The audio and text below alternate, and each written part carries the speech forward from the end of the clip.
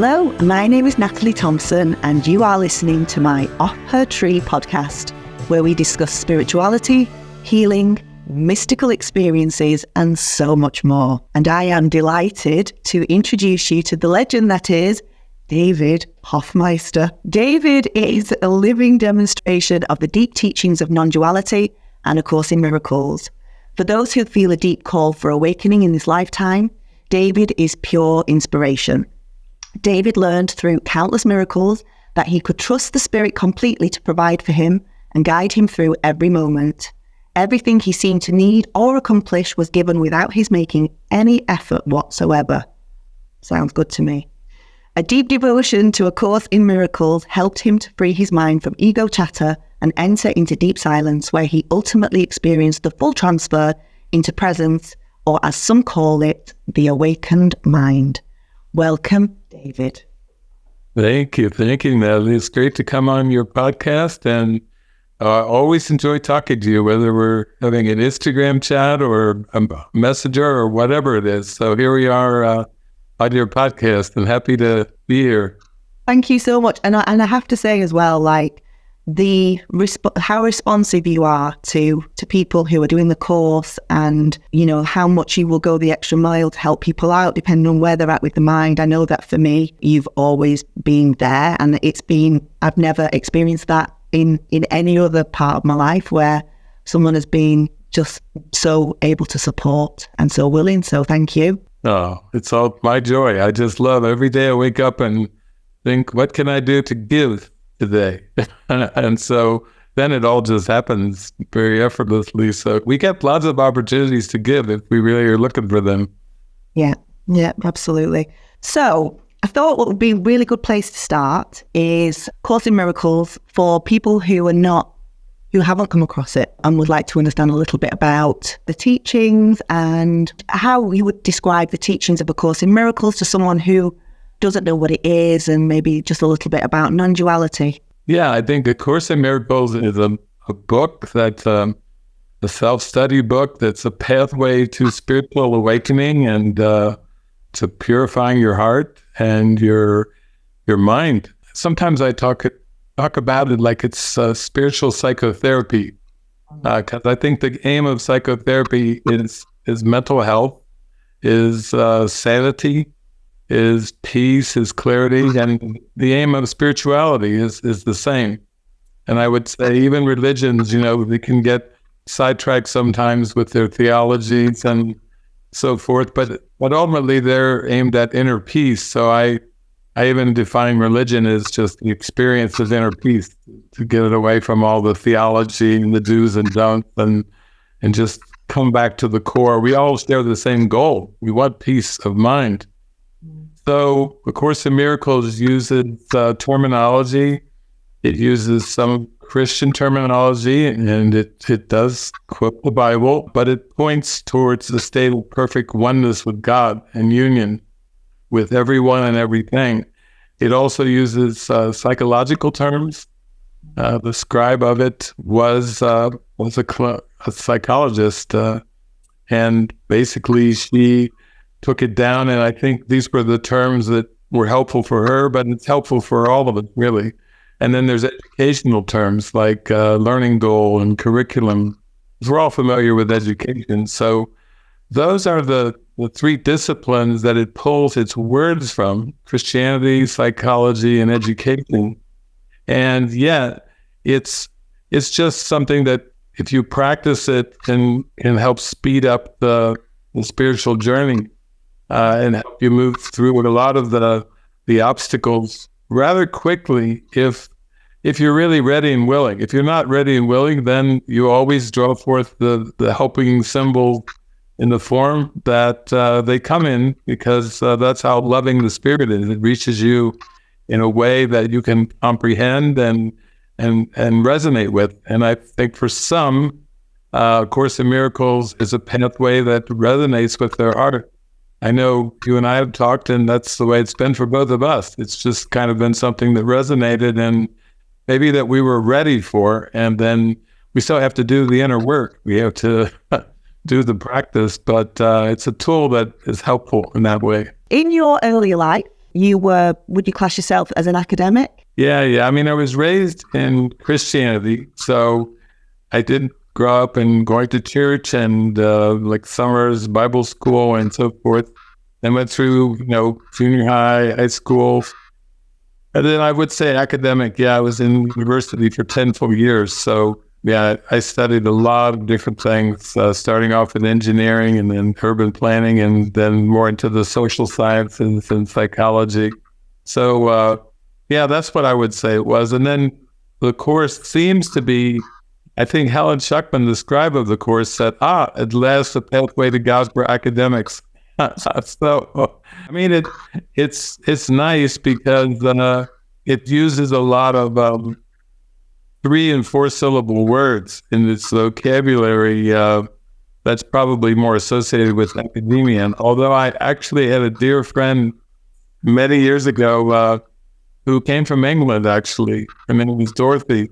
And she did not even have a high school education. And yet she was so into the flow, the presence of love. She one time told me, I wrote the course, meaning herself, with a big smile on her face because she was in such a high state of mind. And so we were such dear friends. Then basically, I said, well, what happens when you read the course and you get a 3 or a 4 syllable word that you don't know what it means? How do you do it? And she said, the Holy Spirit gives me a smaller word that means the same thing. And I went, oh, there it is. Okay, there it is. That's the best explanation I've ever heard.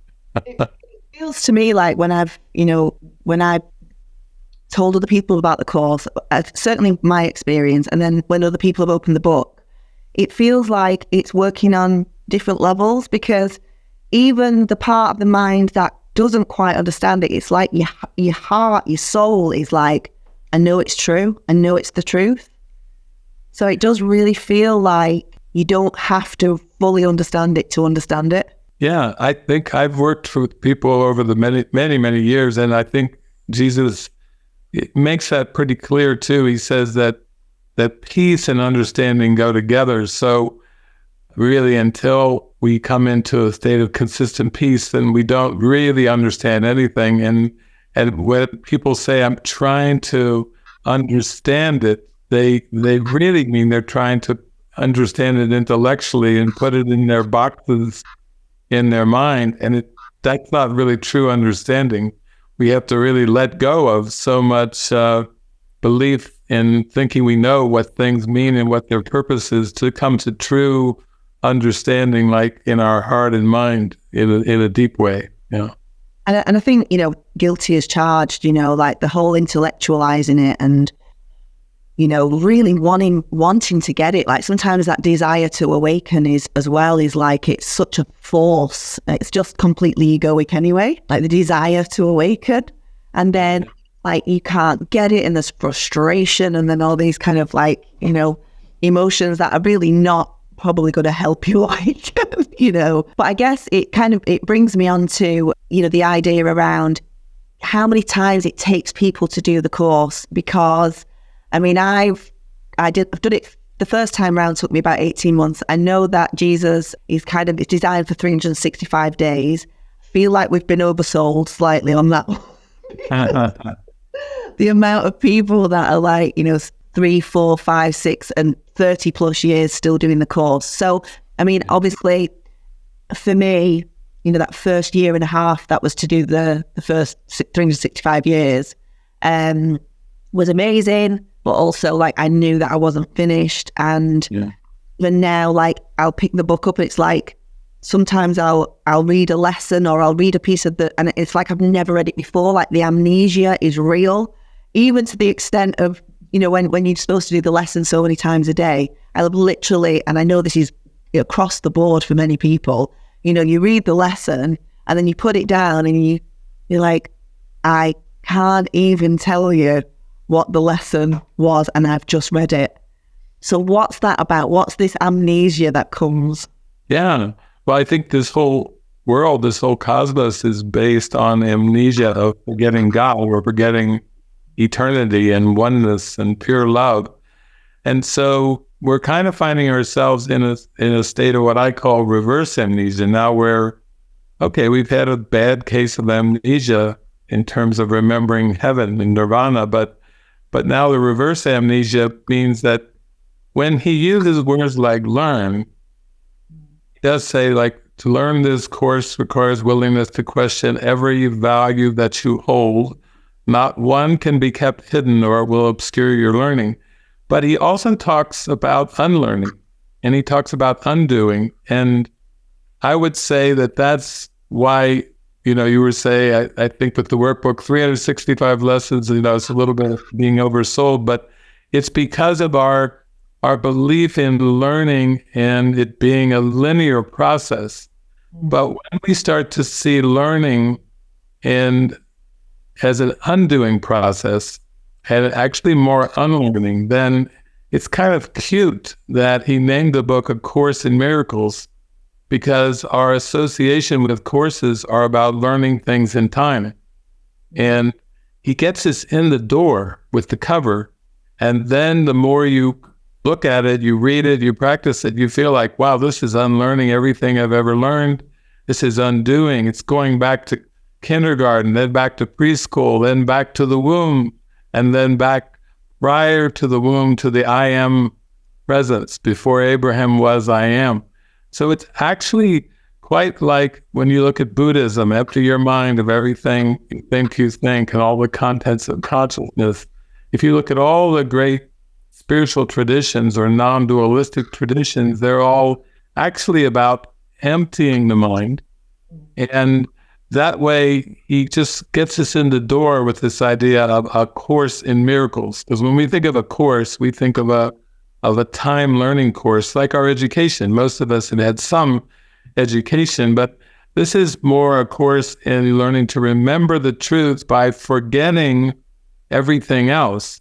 And so we tend to think of remembering and forgetting as opposites, but if we're trying to remember what is always true, forever true, then it makes sense that we would have to forget anything that's temporary or anything that we've learned to cover over the truth, to everything we've learned about this world, to make a veil to cover our eyes and cover us from knowing what's real and true. We have to unlearn all that.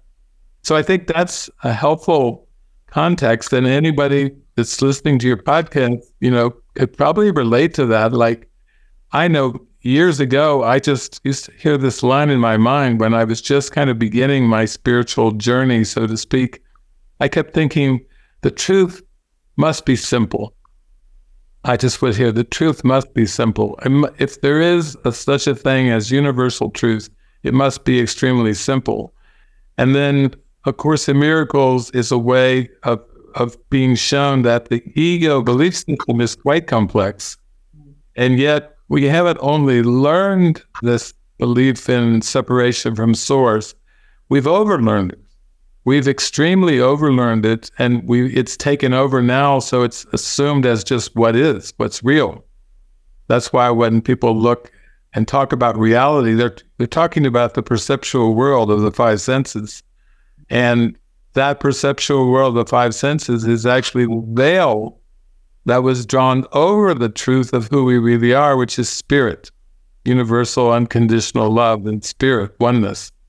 So it's kind of, I have a friend in Spain who's very popular. I say, you're kind of like the Tony Robbins of A Course in Miracles. I mean, you are a guy that is charismatic, can speak, you can share examples, you can do big seminars with hundreds of people and everything, and then you get them up all in the door at the hotel, and then you kind of tell them what it's really about and spend the rest of the retreat going right at what's really important. And he always laughs, and I'm going to come to Europe, I think in October, and go down to Malaga and do an event with him. His name is Javier.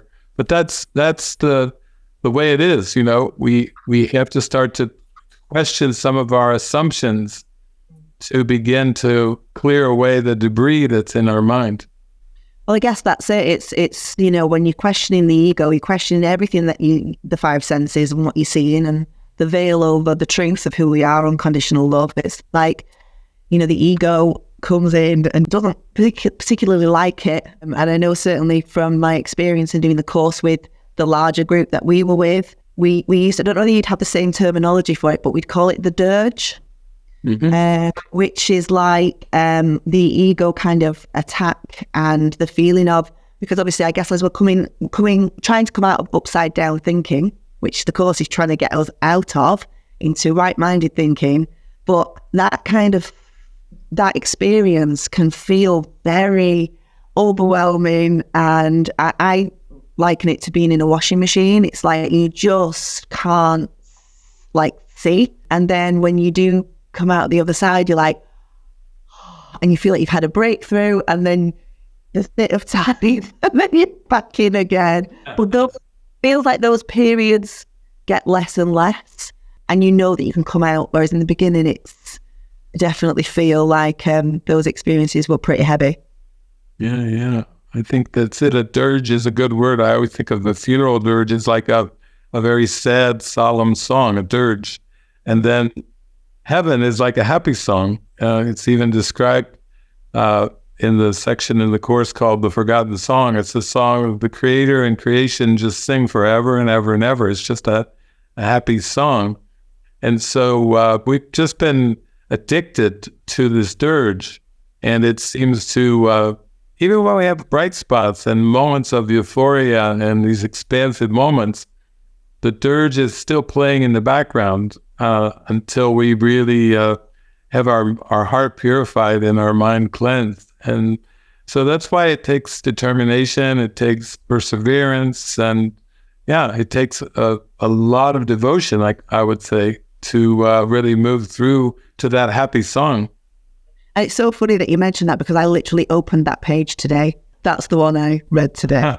So I think it'd be interesting to understand, because I guess when I opened the course, one of the things that I initially was a little bit taken aback with was the kind of Christian concepts around Jesus, and my kind of being brought up Catholic, the memories around, I was very into spirituality. I really liked those ideas around spirituality.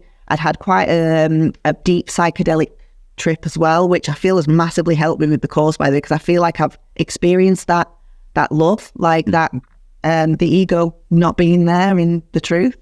But yeah, when I first opened the course, the whole Jesus thing for me was a bit like, I didn't really enjoy I never enjoyed going to church, I've got to be honest. And something really didn't fit or sit with me around God being this force that would damn you if you did wrong and you'd go to hell. And it just never felt like truth to me. So although I was brought up Catholic, I just was a bit resistant, very resistant to it for a lot of years.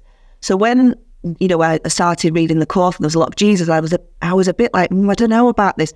Obviously my perception has completely changed now.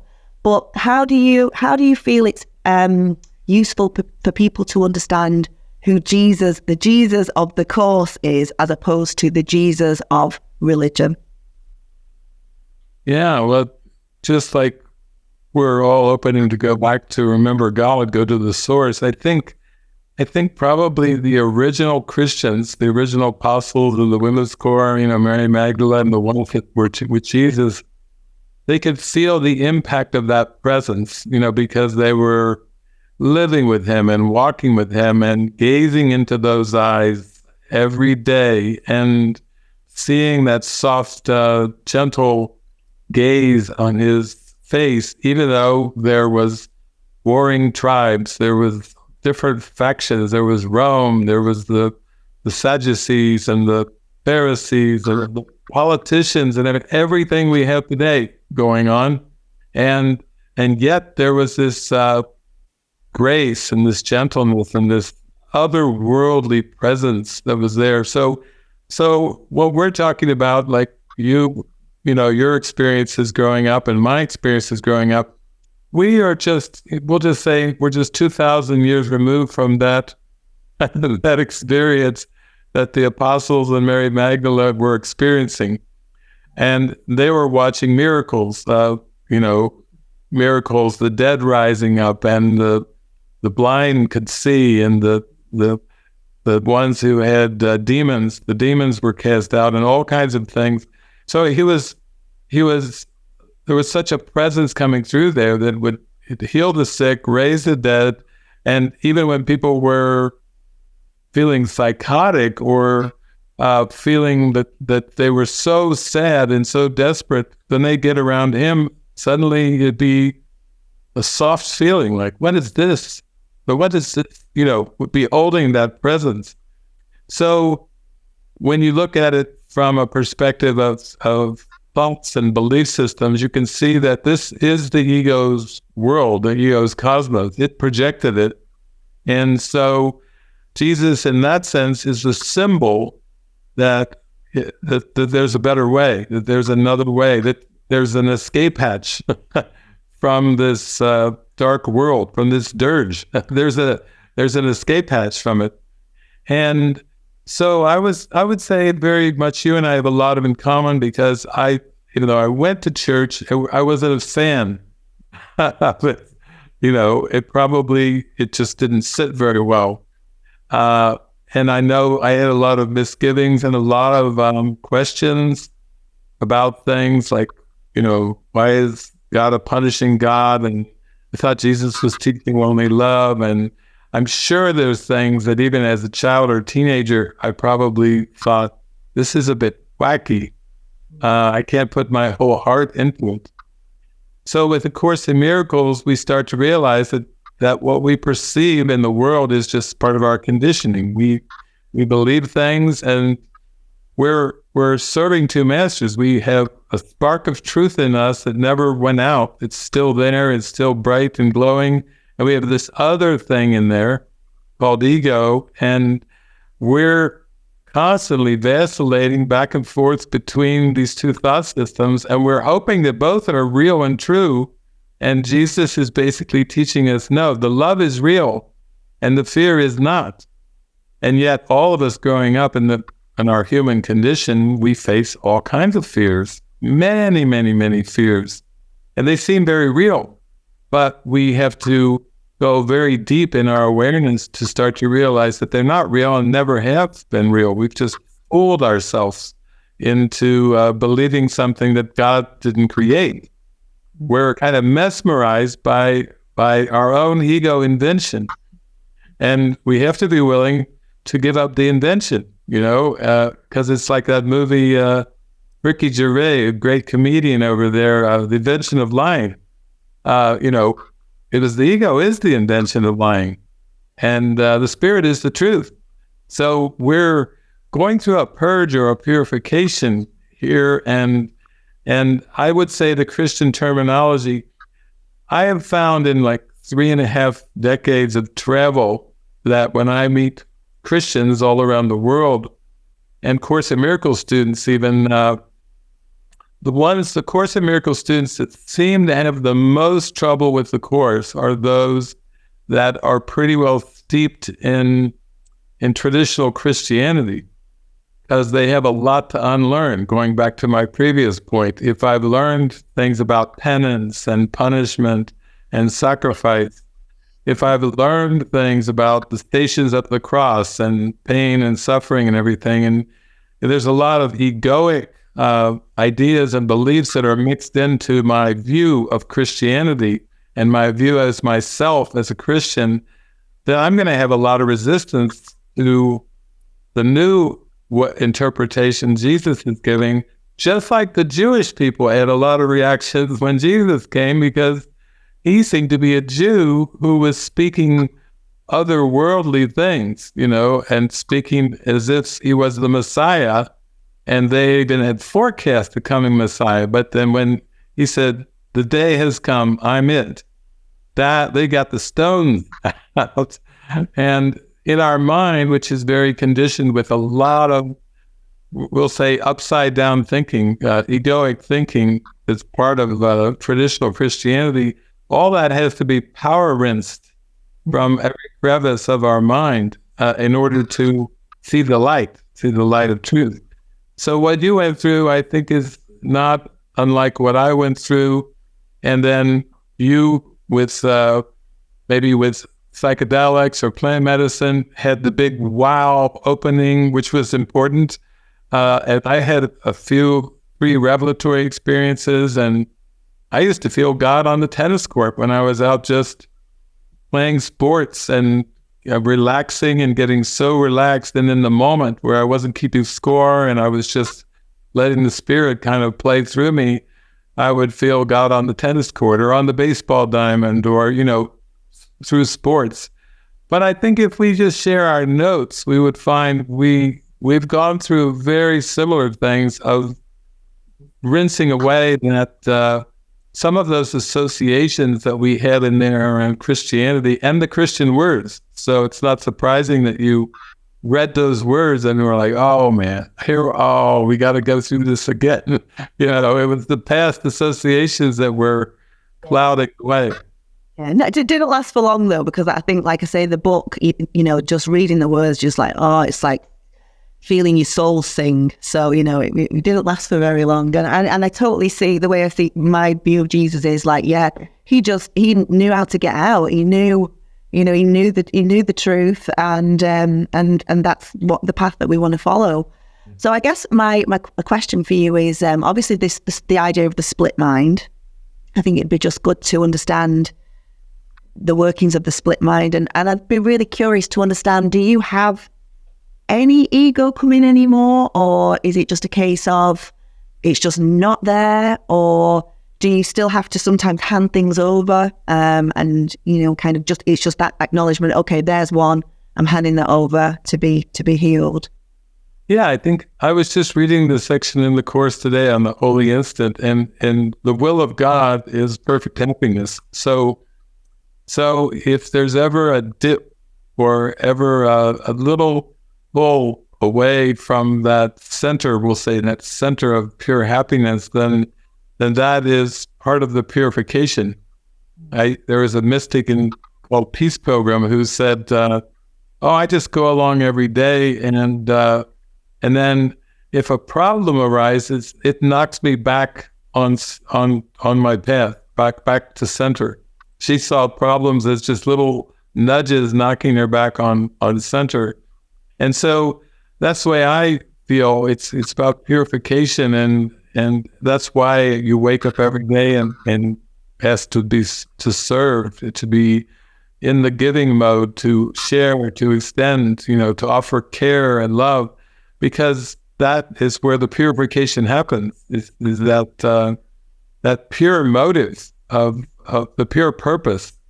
So that's the way it goes for me. It's definitely part of the purification.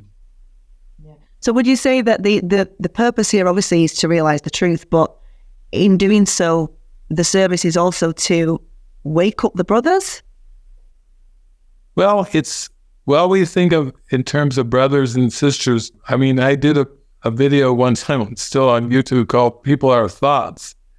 So if we have an issue with any brother, any sister, it's really an issue of mind. It's Jesus says, in the psychotherapy pamphlet, if you have enemies, you have great need of prayer. And he basically is saying, if you're offended in anyone, pluck the offense from your mind. So if you start to see everything as we're all the same one, we're all the same mind, and if I have an unloving thought towards any person, place, thing, whatever, that's my opportunity to pluck it from my mind. What I mean by that is simply, you don't have to have perfectly pure thoughts to practice the Course, because there would be no need for a Course in Miracles if your thoughts were completely pure, but is not to hide them and protect them. So that's why I always talk about no people-pleasing, no private thoughts. And it's like a fast track in relationships. If you say, I'm feeling this today, I'm not feeling so good, so forth, join me in prayer or help me see this differently or whatever, that's an invitation to join in the truth, instead of thinking that I have opposition, I have enemies, I've got friends and enemies, all these, human ways of dealing with things. It's also part of No Private Thoughts. I'm doing a movie tomorrow about the same time. It'll be an hour later than our podcast recording starts, but I'm using a composite movie where I'm using a great movie that came out several years ago called Chaos Walking. It's about telepathy and purification at the mind level. Only the men in the movie have private thoughts. The women don't. But the mystery of the movie is, where are all the women? Well, there's the big secret is the men killed the women because they were so ashamed. They not only have private thoughts, but they have these little clouds. You can see their private thoughts too. And the women don't. They can hear all the men's thoughts, but the men couldn't hear the women's thoughts. And then it's a pretty good example. I'm using that movie. I'm using some Star Trek song and dance songs that are so good from Star Trek, an episode where it's called Space Rhapsody or something like that, which is so good. And then I'm using a movie I mentioned with Ricky Gervais, the Invention of Lying. So it's 3 movies put together, spliced together as a teaching device, so I can talk about private thoughts and how when we hold on to these private thoughts or the ego thoughts, we can know who we are. We can know our heart. We can know the love. And I'm going to use it as a teaching device about showing how we need to have purification in our minds in order to have the vision of Christ, in order to really have that deep universal love. We have to be freed up of all these private thoughts, because all the problems of the world are based on those. Well, that's what keeping you separate, and you believe in them, and you're going round and round and round. I mean, the shower's a great example of, when things ramp up and, attack thoughts. And, for me, for the last few years doing the course with a group of people, like I remember when we first started sharing thoughts, that was initially pretty terrifying, because you're like, what, you mean tell the truth? You mean tell the truth about what I'm thinking about you? Not realizing at the time, like trying to protect the ego, just not realizing that the ego is not the truth of me, and the ego will have a certain way of thinking and projecting and doing all that stuff. So that was an amazing work. I mean, to the point now where obviously you've met Samantha and some of the guys that I've been on this journey with, and to the point where we'll just literally just say whatever is in the mind, and it's so freeing to be able to just not believe the crap it says, and it's really just brings you together so much, like with so much love for each other, because you realize we're all having the same kinds of thoughts. Yeah, it's almost like 12-step groups, when they go and they feel that camaraderie, that fellowship, and when they start to give their lead or their story, and then they start to recognize, oh my gosh, I thought I was the problem and I had the problem, whether it was alcohol or whatever the drugs. But then they start to realize it's a commonality of this false thinking that needs to be released. So they do their inventories and they bring it all up to the surface to let it go to the higher power. It's the same practice. But that's beautiful. I feel grateful just that we can get into those kind of groups where we're giving ourselves permission and allowance to not hold up the mask, to just say, oh, here's what's going on. And then that takes the pressure off. You start to feel lighter immediately. Hugely, because it's exhausting.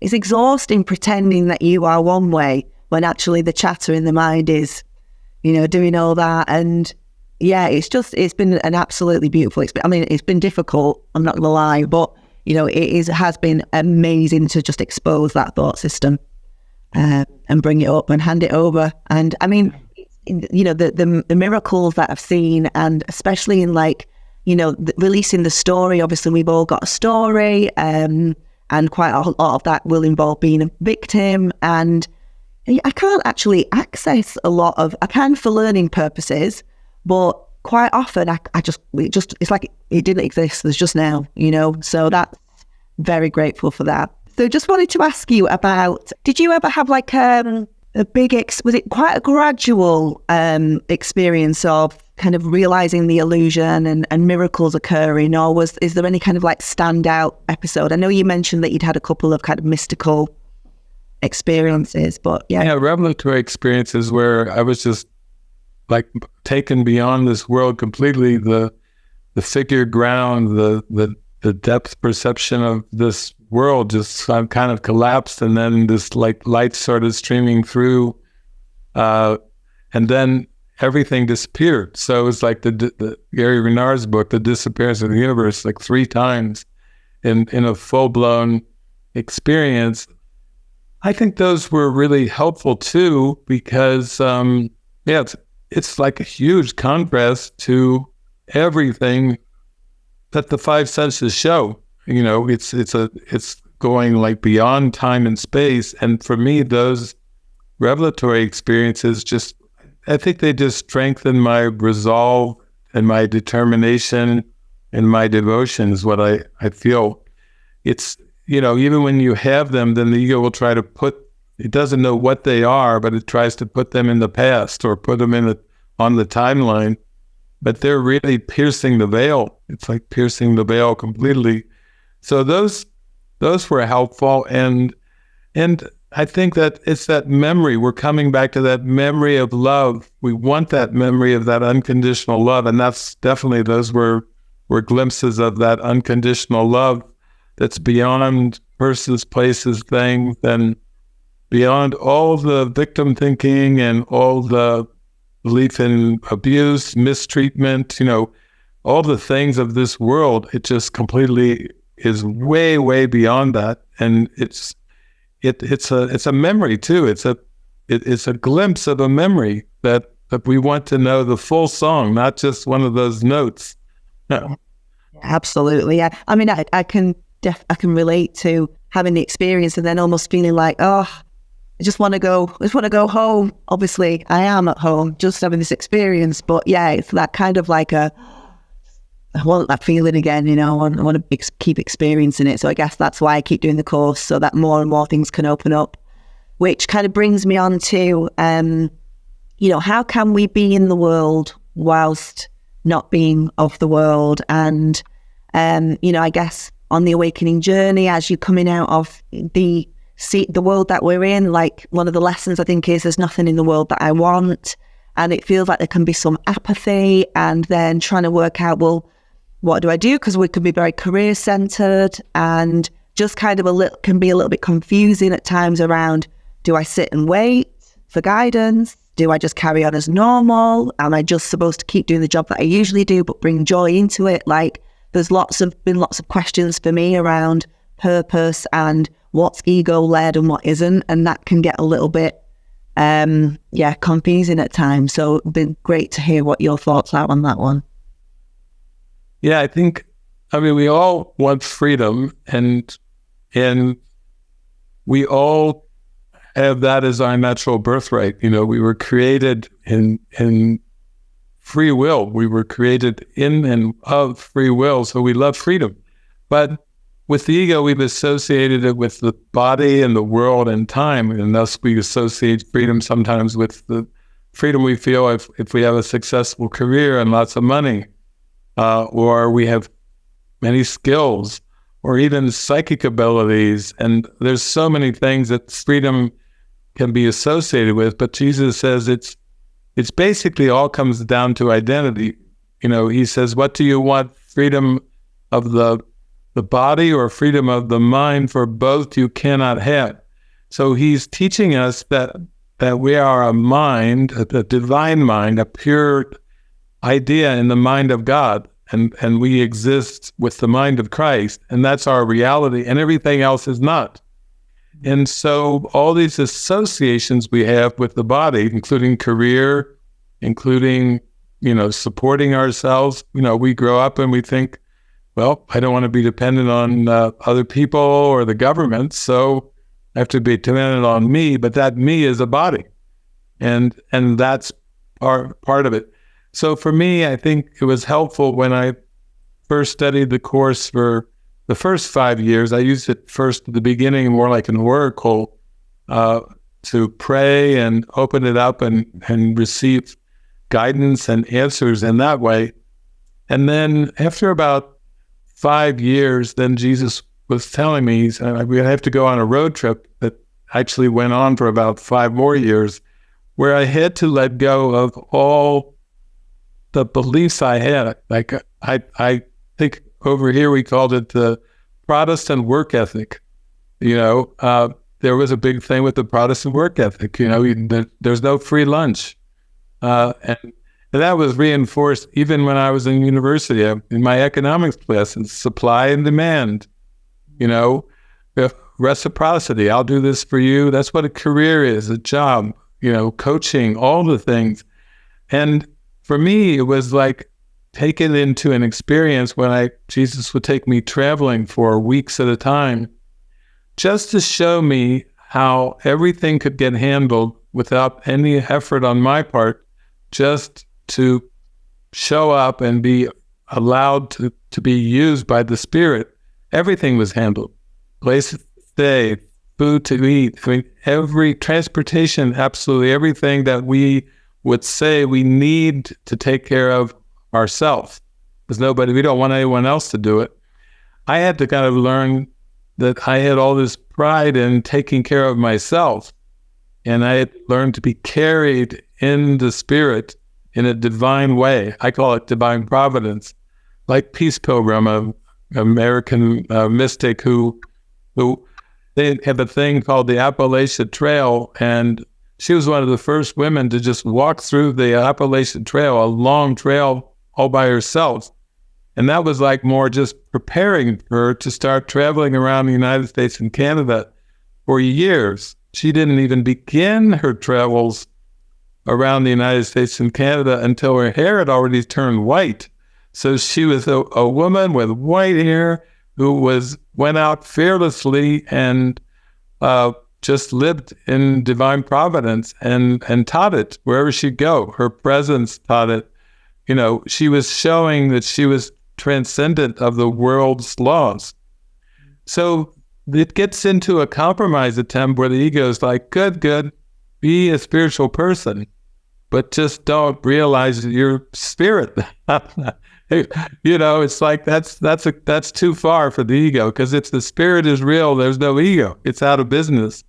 So I would say for most, it always is development of trust. The more trusting, just through like conversations like we're having, I've met thousands and thousands of people in 44 countries, and we have these great joinings like this. And the best part, though, has been just trusting that everything is taken care of. If one needs something, it's provided. If another needs something, it comes in. Like you were saying, you liked our interactions where you said, wow, you're always there for me. And I love that feeling of that love and support. Yeah, we want that to be an actual constant experience of feeling loved and taken care of and supported in a very open, trusting, transparent, honest way. And then we're convinced that we must be more than these bodies. Because the experience convinces us, not because we read it in a book, but because we actually feel it in our hearts. I think the rules for decision is a really good way of developing trust, because the rules for decision have like blown my mind at times when I've put something in, I've asked for help, and like sometimes it's like a text message straight after. I've just had a funny situation. I've got a mini retreat in a couple of weeks, and some of the journey will be a sound journey. And one of my sound bowls got smashed. A friend of mine was having a little go and it got smashed. So I'd put in my rules for decision. I was like, I'd really like for a sound bowl to show up without me having to buy one. So I was like, okay, rules for decision, put it out there. I'm going to do nothing. But what I found, which I'm sure we can all relate to on some level, was that a little bit later on, eBay was happening. And I was buying a bowl, which was cheaper than I thought. So I thought I was doing well, but I knew I was meddling. I was meddling. I hadn't fully handed it over. So I bought the bowls. Then yesterday, my friend said to me out of nowhere, if you've got this retreat, I've got a spare set of bowls that you could have. So at this point, I was like, right, okay. So literally last night, I said in prayer, I was like, okay, I've got it. I know I handed it to you. I know I got involved. They've arrived anyway. I've got it. Like, I will not be making that mistake again, okay? And then today I've come in my office and eBay have refunded me for the bowl. Oh, it all came to you. So just like little examples like that, but also like big, really big ones as well. Like, so I just think, the development of trust, I think you've got to go at your own pace. I think we can try and rush into things when the mind's not quite fertile enough. But like that is a really good one for seeing, things arrive that you're asking for. Yeah, because Jesus tells us in the Course, trust would settle every problem now. So that's kind of encouraging to start to think that whatever the situation is, whatever I perceive as a problem or a challenge or difficulty is just my opportunity to trust. And then we have to, he calls it development of trust too. He doesn't say you have instant trust, kind of like John Lennon's instant karma, instant trust. No, it's the development of trust. And I think that's really a good description of how that's what we're doing on this journey. We're just really developing trust in all our relationships, in all of our interactions with the world, using the world as like our backdrop or our playground. Like we're children learning to trust with the symbols and sights and tools and things of this world, without getting caught up in believing that our survival, our security, our love and acceptance, our worth is in the symbols. It's taking us into our heart, into a purification where we see, oh my gosh, I had it all along. It was given me in my creation, and I didn't need to look outside myself. Do you feel like there's an element of when you really start to see the illusion and you start to see the truth, and like you say, the development of trust, do you think there's a part where the ego kind of ramps up, would you say? And it's almost like, right, are you going to trust? Are you really going to trust? Are you really going to trust? And it's like, oh God, not this. And it's would you say, is that a thing? Or is that just what? I think that's it. There's a part of the Course that says this course will be believed entirely or not at all. And so it's definitely very non-compromising. But I think the more uncompromising you get in your devotion to spirit and your devotion to path, the ego does seem to ramp up. And then if you, let's say, like a game of darts over in a pub over in England, the closer you get to the bullseye, those rings right around the bullseye, it's going to ramp up in the biggest way possible, because it's like it fears that your allegiance is going away from it and into the spirit. So it will throw everything possible. And I've heard so many different stories of people where they thought they were losing their mind, going crazy, because they just got devoted in such a sincere way, and then the ego ramped up to try to keep them from going all the way. But would you say that that's like, I mean, I guess my view now of what the crucifixion is or was a metaphor as well. But would you say that's kind of what happened for Jesus? Yeah, I think that's what kind of the 40 days in the desert parables were from the Bible, where he goes out and he's tempted. The devils often say, throw yourself from this mountain, this hill, and let the angels save you and protect you. And he's like, thou shalt not tempt the Lord thy God. Or he goes trying to offer him the whole material world, like he could be the personal ruler of the world, like the personal king. And Jesus wasn't interested in all those things. Those were temptations. And of course, in miracles, we could do a 6-week retreat on this one. Bring in the medicine, bring in everything, because you need it all. But there's 9 chapters between chapter 15 and 24 on special relationships. So the ego is quite clever and inventive. So it invented the bodies and it invented attraction, the bodies. And so you can see this is the most boasted gift of the ego, and this is the one obstacle that you have to pass through before you remember heaven, is the special love relationship. Special hate relationships, most people, they can say, well, yeah, there's people that I hate or people that hate me, and I would love to get rid of that. But it's the attractive ones that Jesus says are the block, because when you're going to open up to be purely spirit, then you have to go through a huge purification that all the mystics and saints have to go through, which is this attraction-repulsion thing in the mind from the ego. And people are always bringing it up to me. How do I free myself of these incessant attractions and repulsions that happen on a daily basis? These preferences and these dislikes. These I'm drawn to, I'm not drawn to kind of feelings that are in there. And I said, well, that's why we have the Holy Spirit. The Holy Spirit, if you just really devote to your intuition, to the Holy Spirit and everything, the Holy Spirit will use everything to kind of unwind you out of this like vice, out of this deep trap of addiction, of judgment. And use what the ego made to take you out of the ego. For example, the ego made up judgment. In heaven, it's just pure oneness. There's no judgment. Jesus taught, judge not, lest you be judged. But the Holy Spirit's use of judgment is guidance.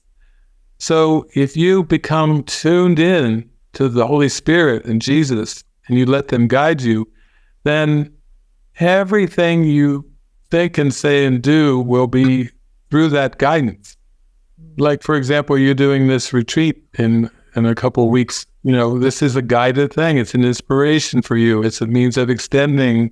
It's a means of healing. It's a means of connecting with brothers and sisters in a very intimate and impactful way.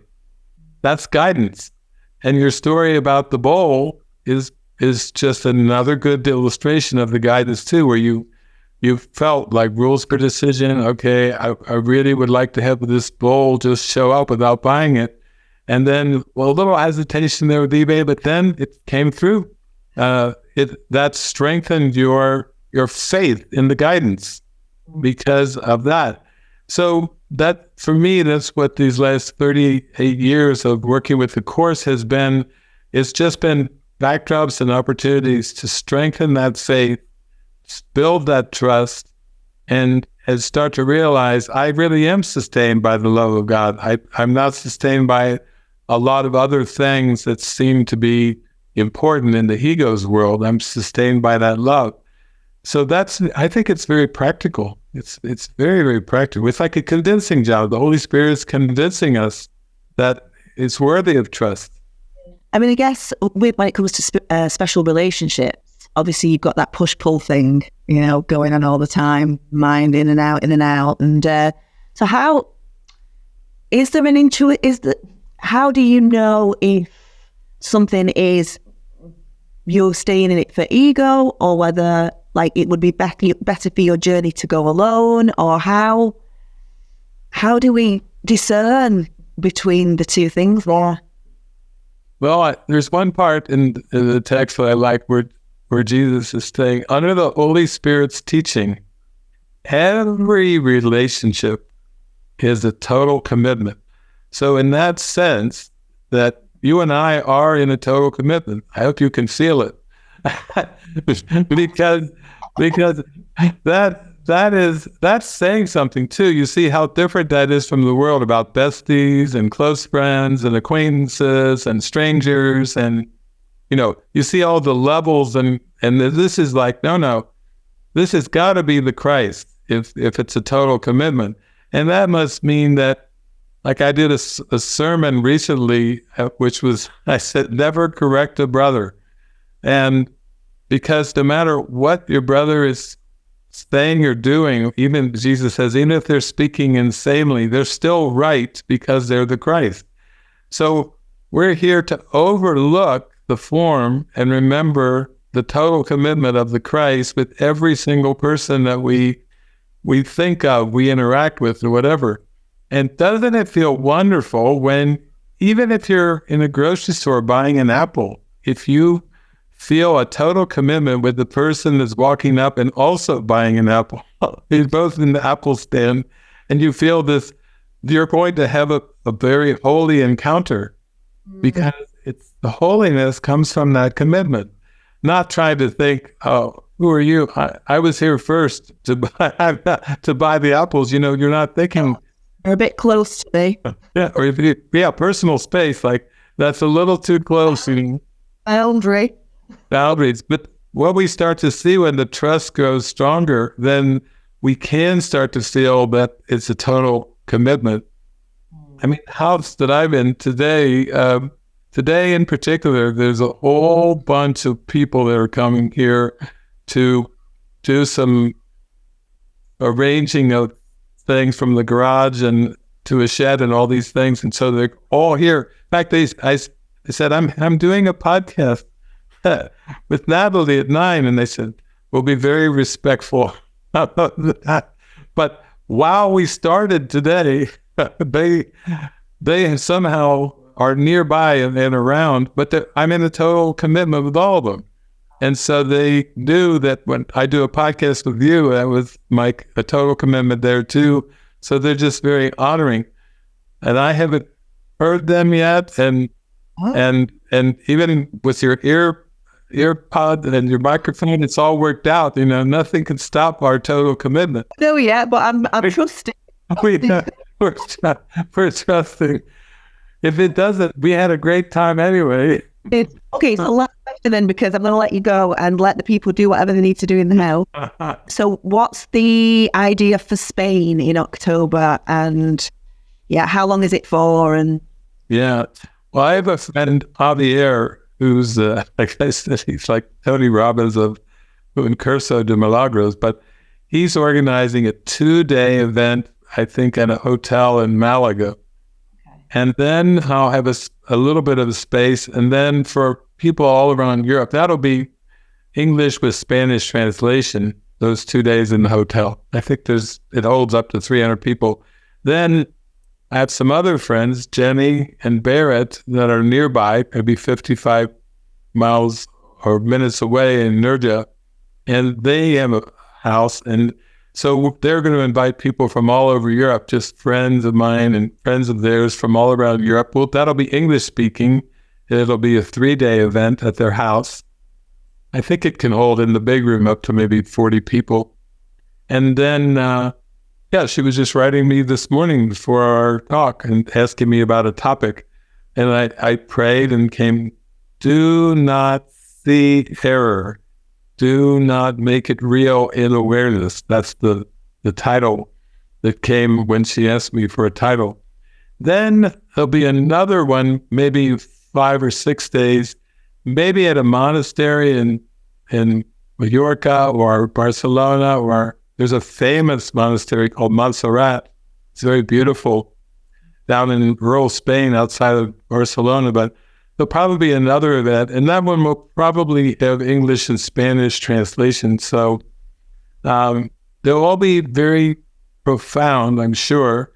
And I'll probably show some movies like I like to do, maybe in the evening or different things. But that's what's shaping up. I think we're looking, the first one maybe like October 19th and 20th, and then the next one is the following weekend, and then when we get into November, there'll be the 5 or 6 day one, perhaps at a monastery. So, people could come for all 3. They could come for one or whatever they felt, So that's what's coming. It's in the works.